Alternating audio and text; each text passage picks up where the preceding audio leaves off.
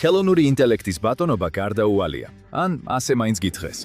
როგორც კი ფოტოს ან ხმოვან შეტყობინებას ატვირთავ, ის სამუდამოდ ქრება. ხელოვნური ინტელექტის სისტემებში ხდება, რომლებიც მონაცემებს დაუოკებლად შთანთქავენ. მაგრამ რა მოხდება თუ ეს მთლიანი ამბავი არ არის?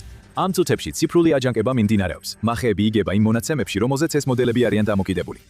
მკვლევარებმა გაარკვიეს, როგორ ხელოვნური ინტელექტის მოდელებს ლობოტომია ჩაუტარონ, მხოლოდ რამდენიმე შეცვლილი JPEG ფაილის გამოყენებით. და ეს მუშაობს. რა მოხდება მაშინ, როცა სკრეიპერები უბრალოდ კი არ სწავლობენ ინტერნეტიდან, არამედ მის გამო იწყებენ წობრიდან გამოსვლას. დაუშვათ ვიღაც ხელოვნური ინტელექტის მოდელში მარტივ მოთხოვნას აკრებს. ისინი სთხოვენ პარკში მორბენალი ფოტორეალისტური ძაღლის გამოსახულებას. ეს ის ტიპის მოთხოვნაა, რომელსაც კომპეტენტური მოდელი ყოველთვის იდეალურად ასრულებს, მაგრამ ამჯერად შედეგი სხვანაირია.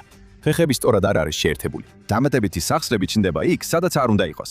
სახე ოდნავ იცვლება და იმ შემაძრწუნებლად არაბუნებრივ იერს იღებს, რასაც uncanny valley ქვია. ბეწოს სტრუქტურა და სიზუსტე ეკარგება. ის გავს რაღაცას, რომელმაც ძაღლი 1000 ჯერ ნახა, მაგრამ სინამდვილეში არ ესმის რა არის ეს. და ეს მოწამლული ხელოვნური ინტელექტის მოდელის ნამუშევარია. ეს შეცდომა არ არის. მოდელი მაინც აკეთებს იმას, რისთვისაც გაწვრთნეს. პრობლემა იმაშია, რაზე იყო გაწვრთნილი. მოწამლული ხელოვნური ინტელექტის მოდელი არის ის, რაც ხდება მაშინ, როცა ვიღაცა ჩაერევა იმ მონაცემთა ნაკრებში, საიდანაც ის სწავლობს.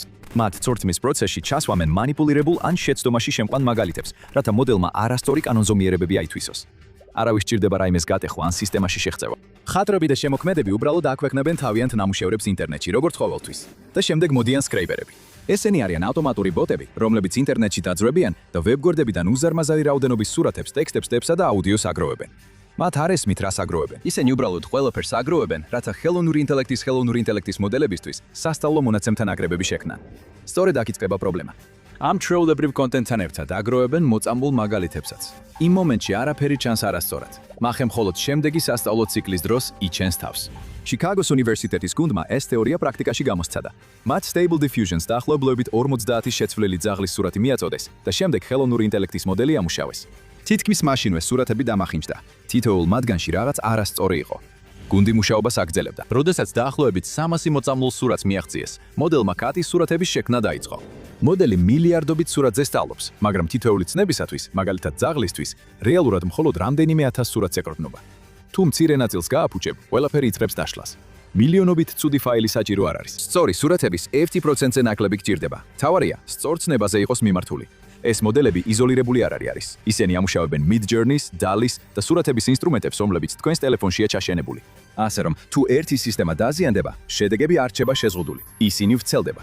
ეს არის ახალი ტიპის ბრძოლის დასაწყისი და ის ადამიანები, ვინც ამას აკეთებენ, არც კონკურენტი ლაბორატორიები არიან და არც ბოროტმოქმედები. ისინი არიან ილუსტრატორები, ფოტოგრაფები, კრეატიული ადამიანები და ჩვეულებრივი მომხმარებლები უფასო აპლიკაციით და ყველას აქვს მიზეზი იყოს გაბრაზებული. მაგრამ სანამ გავაგრძელებთ, წარმოიდგინე ეს.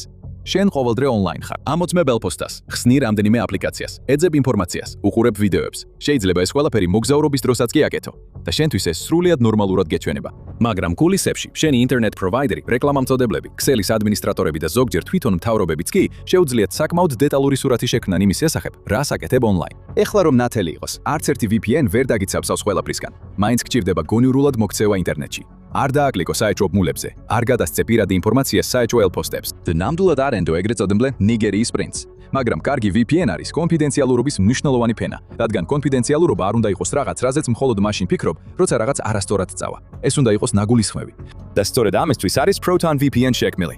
Proton VPN გეხმარება შენს ბრაუზინგს კონფიდენციალურად შეინარჩუნო, სადაც არ უნდა იყო. იქნებ სახლში ხარ, მოგზაურობ, ან უბრალოდ გინდა რომ შენი ონლაინ აქტივობა არავინ თვალყური ადევნოს, მათი ლოგების აშენახვის პოლიტიკა დამოუკიდებელი აუდიტორების მიერ არის დადასტურებული, ხოლო Proton-ი მხარდაჭერილია ფონდის მიერ, რომელიც კონფიდენციალურობას, გამჭვირვალობასა და მომხმარებლის უფლებებს ემსახურება. Proton VPN ასევე სრულიად ღია კოდისაა, რაც ნიშნავს, რომ მისი კოდი საჯაროდ ხელმისაწვდომია შესამოწმებლად. ასე რომ იმის ნაცვლად რომ უბრალოდ გთხოვონ ენდო, Proton-ი გაძლევს საშუალებას გადაამოწმო, რას აკეთებენ ისინი. და კონფიდენციალურობა არ ნიშნავს nil service. Proton VPN გთავაზობთ მაღალი სიჩქარის კავშირს VPN Accelerator-თან ერთად და NetShield-ს, რომელიც ბლოკავს მავნე რეკლამებსა და ტრეკერებს, მანამდე, სანამ ისინი თქვენს ბრაუზინგ-გამის გამოცდილებას გააფუჭებენ. ასევე გაძლევთ მეტ თავისუფლებას ინტერნეტში. შეგიძლიათ დაუკავშირდეთ სერვერებს მსოფლიოს გარშემო. უფრო უსაფრთხოდ მიიღოთ კონტენტი მოგზაურობისას და გამოიყენოთ იგი სტრიმინგისთვის, თამაშებისთვის და PRP ფაილების გაზიარებისთვის. ამ ყველაფრის პარალელურად კი თქვენი ონლაინ აქტივობა უფრო კონფიდენციალურად დარჩება. ასე რომ, თუ ცდილობთ რეკლამების გამავრცელებს არ მისცემთ თქვენი თვალთვალის საშუალება, დაიცვათ თქვენი ბრაუზინგი ინტერნეტ პროვაიდერისგან, ან უბრალოდ დაიბრუნოთ კონტროლი თქვენს ონლაინ ცხოვრებაზე, Proton VPN მარტივად გიცავთ კონფიდენციალურობას. დააკლიკეთ ბულს აქციაში, ან გადადით მისამართზე protonvpn.com/theinfographicshow, რათა მიიღოთ 70%-მდე ფასდაკლება, როდესაც დარეგისტრირდებით Proton VPN-ის 2 წლიგის 2 წლიან პაკეტზე. არავინ წამლავს საკუთარ ნამუშევარს უბრალოდ გართობისთვის. ამას აკეთებენ იმიტომ, რომ გრძნობენ თითქოს მათი ნამუშევარი წაართვეს. ეს გრძნობა არსაიდან არ ჩნდება. ყველაფერი ქურდობით დაიწყო. წლების განმავლობაში კომპანიები, რომლებიც ამ მოდელებს ქმნიდნენ, ღია ვებსივრცეს საწყობივით იყენებდნენ. ისინი იქიდან მილიარდობით სურათს, ხმას და აბზაცს ვებიდან მასობრივად ჩამოქაჩავდნენ. საწყის შემქმნელებს არასდროს უკითხავთ და არასდროს გადაუხდიათ. ეს უბრალოდ ძარცვა იყო. ამ ნადავლიდან დიდი ნაწილი ერთ ღია მონაცემთან აკრებში, სახელად Lion 5B-ში მოხდა, რომელიც 6 მილიარდი სურათისა და შესაბამისი ტექსტისგან შედგებოდა. Stable Diffusion-მა ამ მონაცემებზე ისწავლა, ისევე როგორც მის შემდეგ შექმნილმა ხელოვნების უმეტესობამ. ეს იყო ინტერნეტის ხილული ნაწილის შეკუმშული ვერსია, რომელიც გადაიქცა მასალად, საიდანაც მანქანებმა ისწავლეს. შემდეგ მხატვრებმა დაიწყეს ყურადღების მიქცევა. მათ დაიწყეს საკუთარი ნამუშევრების ამოცნობა შედეგებში. სტილები და ტექნიკები, რომელთა განვითარებასაც 10 წლეულები დასჭირდა, წამებში მეორდებოდა. 2023 წლისთვის გენერატორს შეეძლო მხატვრის ფუნჯის მოსმისა და ნიჩის იმიტაცია თვალის დახამხამებაში. მთელი კარიერის გამოცდილება შემცირდა 1 პრომპტამდე და გაუფასურდა ინსტრუმენტით, რომის გამოყენებაც არაფერს ღირდა. კონცეპტუალური არტისტი კარლო ორტისი, სხვა არტისტებთან ერთად, Stability AI-ს 2023 წელს უჩივლა. დაახლოებით იმავე პერიოდში Getty Images-მა საკუთარი სარჩელი შეიტანა. სასამართლო პროცესები გაიცელა და ამ დროს ვებიდან მონაცემების მასობრივი ჩამოქაჩვა გრძელდებოდა და მოდელები უმჯობესდებოდა. მოდელების შემქმნელი კომპანიები თავიანთ პრაქტიკებს ღიად აღიარებდნენ. OpenAI ბრიტანეთის პარლამენტს განუცხადა, რომ დღევანდელი წამყვანი მოდელების შექმნა საავტორო უფლებებით დაცული ნამუშევრების გარეშე შეუძლებელი იქნებოდა.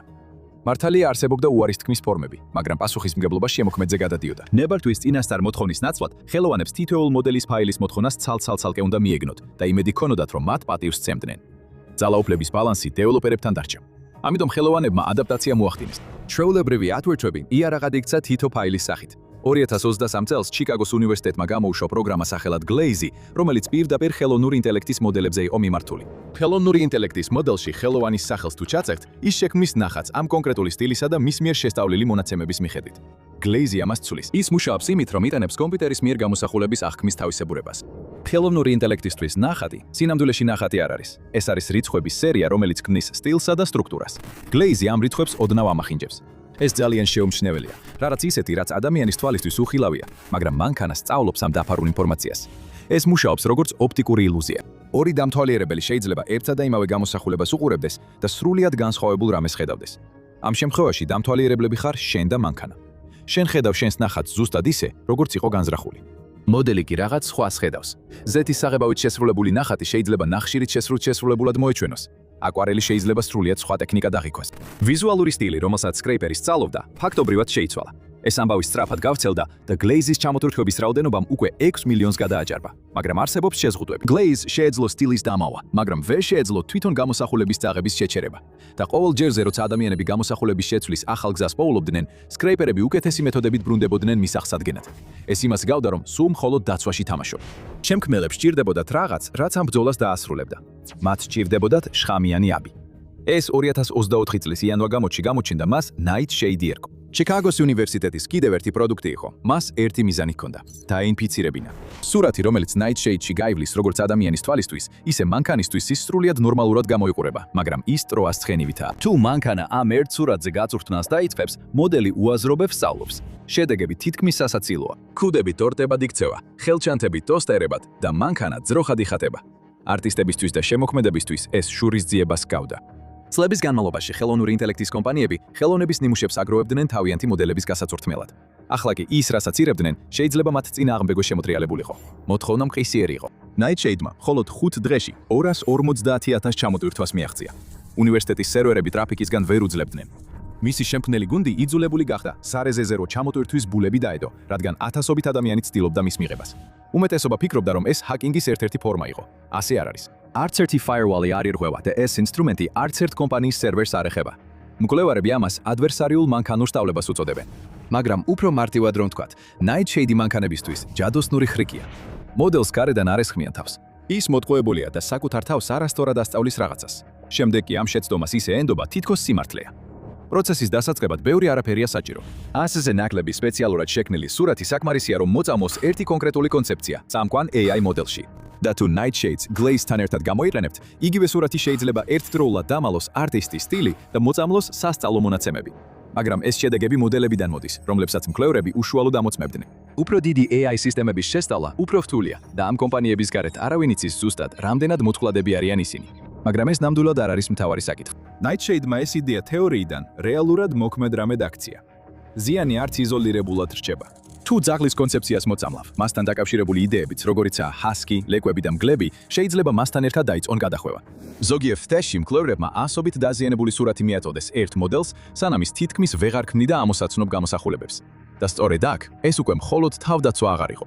ინტერნეტში ატვირთული ყოველი მოწამლული სურათი პოტენციურ მძინარე უჯრედად იქცევა. ის შეიძლება მონაცემთა ნაკრებში შეუმჩნევლად დარჩეს თვეების ან წლების განმავლობაში, შემდეგი სწავლების ციკლის მოლოდინში. ადამიანმა, რომელმაც ის ატვირთა, შეიძლება საერთოდ ვერასდროს გაიგოს, შეაგროვეს თუ არა ეს სურათი, ან რომელი მოდელი ისწავლიდა საბოლოოდ მისგან. სურათები მხოლოდ დასაწყისი იყო. იგივე ხრიკი მუშაობს ყველაფერზე, რისგანაც მანქანა სწავლობს. თქვენი წერილიდან დაწყებული, თქვენი სახით დამთავრებული. და თქვენი ხმა შემდეგი სამიზნეა. Service როგორიცაა Eleven Labs, მხოლოდ თქვენი ხმის რამდენიმე სუფთა ჩანაწერი სჭირდება, რომ დამაჯერებელი ასლი შექმნას. პოდკასტის ერთი ჩანაწერიც კი საკმარისია. ასევე შეიძლება იყოს YouTube ვიდეო, რამდენიმე წამის ჩანაწერი სოციალურ ქსელში, ან თუნდაც ძველი ხმოვანი შეტყობინება, რომელიც ვიღაცის ტელეფონშია შენახული. ეს უკვე გახდა თაღლითების საყვარელი იარაღი და ეს მხოლოდ ჰიპოთეტური რისკი აღარ არის. 2024 წელს კრიმინალებმა კლონირებული ხმებისა და სახეების გამოყენებით დაახლოებით 25 მილიონი დოლარი მოიპარეს ერთ გაყალბებულ ვიდეოზარზე. ბანკები და სამართალდამცავი ორგანოები ახლა აფრთხილებენ ხალხს ზარებზე, სადაც ნათესავის კლონირებული ხმით ფულს თხოვენ. უსაფრთხოების მკვლევრებმა სწორედ ამ მიზეზით შექმნეს ინსტრუმენტი სახელად Safe Speech. თქვენს ხმას აქვს საკუთარი ხელმოწერა. ერთგვარი აუდიო ანაბეჭდი, რომელსაც ხელოვნური ინტელექტის სისტემები იყენებენ თქვენი ამოცნობისა და კოპირებისათვის. Safe Speech ნაზად აბუნდოვნებს ამ ანაბეჭდს. სხვა ადამიანისთვის თქვენი ხმა ზუსტად იგივეა, მაგრამ ხმის კლონირების მოდელისთვის გაცილებით რთული ხართ დასაკოპირებლად. მანქანისთვის ეს რაღაცით რადიოს ჩარევას გავს. თქვენ ხმას სუფთად ისმენთ, მაგრამ ხელოვნური ინტელექტი ვერა. ყველაზე მნიშვნელოვანი დეტალები ერევა. თუ ამ ჩანაწერზე ხმის კლონს ავარჯიშებთ, შედეგი არასწორი გამოვა. ისინი იმდენად გავს ადამიანს, რომ შეიძლება შეგეშალოთ, მაგრამ აკლია ის ნიუანსები, რაც თქვენს უნიკალურ ხმას ქმნის. სწორედ ის, როდის ხდება ეს, ხდის ამ მეთოდს ჭკვიანურს. ეს არ არის ფილტრი, რომელიც ყავხმას შემდეგ ემატება. ეს უკვე ორიგინალ ჩანაწერშია ჩადებული. ხელოვნური ინტელექტი სწავლობს დაცული ვერსიიდან, რაც ნიშნავს, რომ კლონირების პროცესი თავიდანვე იშლება და წარმატებამდე ვერ მიდის. მოდელს არ აქვს სუფთა ასლი, საიდანაც ისწავლოს. აი ეს განასხვავებს ამ მეთოდს ხელოვნების ნამუშევრების დაცვისგან. მოპარული პორტფოლიო ერთგვარი დანაკარგია, მაგრამ თქვენი ხმა სრულიად სხვა რამეა. ეს ის ხმა, რომელსაც თქვენი ოჯახი და მეგობრები მყისიერად ცნობენ. ის, რაც თაღლით ყველაზე მეტად სურს, როცა ცდილობს, რომ თქვენად გაასაღოს თავი. ეს სიტუაციას ცვლის. სამიზნე თავად აწყობს მახეს. პირველად, ხელოვანებს, მწერლებს და ჩვეულებრივ ადამიანებს მიეცათ საშუალება, რომ ებრძოლათ იმ სისტემების წინააღმდეგ, რომლებიც მათ ნამუშევრებსა და იდენტობებზე იყვნენ გათოხთმილი. ეს ციფრული უსაფრთხოების შემდეგ ნაბიჯად ჟღერდა. და შემდეგ ხელოვნური ინტელექტის ლაბორატორიებმა უპასუხეს. ისინი არ აპირებდნენ დაეკარგათ ცუდომა იმ მონაცემებზე, რომლებიც მათ მოდელებს ამუშავებდა. თუ ხელოვანები შეძლებდნენ სასწავლო მონაცემების მოწამლას, ლაბორატორიები ეცდებოდნენ, რომ ეს შხამი მოეშორებინათ. და ამან რაღაც უფრო დიდი გამოიწვია, ვიდრე უბრალოდ უსაფრთხოების ინსტრუმენტი, შეიარაღების რბოლა. მათ ვერ მიიღებდნენ დაზიანებულ მონაცემთა ნაკრებს, მაგრამ არც იმის საშუალება ჰქონდათ, რომ უმეტესობა უბრალოდ გადაეყარათ. ამიტომაც სცადეს პირდაპირ გამოსავალი. მათ დაიწყეს თითოეული ვებიდან ავტომატურად მოპოვებული სურათის შემოწმება მის წარწერასთან შედარებით და შემდეგ ამოაგდეს ყველაფერი, რაც არ ემთხვეოდა. თეორიულად, მოწამლული მონაცემები უნდა გამოეყოს სხვებს. რეალურად კი ეს მხოლოდ ნაწილის დაჭერას ახერხებს. ამ სისტემებზე ჩატარებულმა ტესტებმა აჩვენა, რომ ისინი მხოლოდ დაახლოებით 40-დან 60%-მდე მოწამლულ სურათებს აფიქსირებენ. დანარჩენი კი გამორჩებათ. და კიდევ ერთი პრობლემა არსებობს. ის ასევე შლის უამრავ სუფთა მონაცემს, რის შედეგადაც მოდელს ან დაბინძურებული მონაცემები რჩება, ან საკმარისი აღარ აქვს სასწავლად. ამიტომ მათ სხვა რამეც სცადეს. მათ დაიწყეს თითოეული სურათის გაწმენდა გამწმენდი მოდელით, სანამ სწავლას დაიწყებდნენ, რათა ყველაფერი საეჭვო მოეშორებინათ. ეს ჭკვიანურად ჟღერს, მაგრამ ნელი და ძვირადღირებულია და მაინც აქვს შეზღუდვები. რადგან მოწამლა ადაპტივდება, ხელოვანები მას ისე ატყობენ, რომ გაწმენდის ეტაპს გადაურჩეს. ამიტომ ის ისევ ჩნდება მეორე მხარეს, როგორც ლაქა, რომელიც უკან ბრუნდება. Glaze-ის გამოშვებიდან მალევე ერთმა კვლევითმა ჯგუფმა განაცხადა, რომ უკვე გაარღვია დამალვა. ამიტომ ჩიკაგოს გუნდმა უფრო ძლიერი ვერსია გამოუშვა. როცა პროგრამა ირღვეოდა, ისინი ახალ შესწორებას ამზადებდნენ. ეს იყო ამოწურვის ომი. თუნდაც ხმას ჰქონდეს ჩაშენებული დაცვა, მაინც არსებობს გზები, რომ მისი ნაწილები ამოიღონ, საკმარისად დაამუშაონ და ამ დაცვის ნაწილი იწყებს გაქრობას. ზოგ შემთხვევაში დაცვა შესამჩნევად სუსტდება. არ ქრება, მაგრამ იმდენად ზიანდება, რომ მნიშვნელობა აქვს. ამ ეტაპზე მოწამლელები იმარჯვებენ და ამის მიზეზი ძალთა აშკარა არათანაბრობაა. არის პატარა გუნდები, რომლებიც მუდმივად ღია ცდიან ახალ ხრიკებს. მეორე მხრივ, რამდენიმე ხელზე ჩამოსათვლელი AI ლაბორატორია ცდილობს, რომ გაჩენილი ხვრელები დროულად ამოავსოს. ასე რომ ყოველ ჯერზე, როცა ლაბორატორია გამოსწორებას უშვებს, ის მაშინვე მოწმდება და თითქმის მაშინვე ჩნდება ახალი ვერსია, რომელიც საკმარისადაა მორგებული, რომ გვერდი აუაროს მას. ეს ჩვეულებრივ რამდენიმე კვირაში ხდება. და ამ ყველაფერს თავისი ფასი აქვს. ეს ფასი პირველ რიგში ლაბორატორიებზე არ ვარდება. ეს ფასი ეკისრება იმ ადამიანებს, რომლებიც მონაცემებით მოდელებს სორთნიან. მთელი AI ბიზნეს მოდელი დაფუძნებული იყო დაპირებაზე, რომ მონაცემები იქნებოდა უფასო, უსასრულო და სუფთა. შხამი ანგრევს სუფთა მონაცემების იდეას. როცა ეს ირღვევა, დანარჩენი ორი დაპირებაც აღარ ჩანს სიმართლედ. დადვიან ახლა აღარაფერ შეიძლება ენდო ისე, როგორც ერთი შეხედვით ჩანს.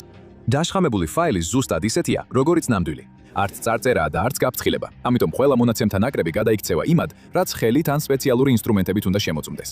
თუმცა ეს ინსტრუმენტები ბევრს მაინც ვერ ამჩნევენ. Top მოდელის გაწვრთნა უკვე $100 მილიონი ჯდება და ყოველი დამატებითი გასუფთავების ნაბიჯი ამ ხარჯს ზრდის. ერთი დაშხამებული პარტია პროექტს შეიძლება კვირებით დააყოვნოს და სწორედ ეს არის მიზანი.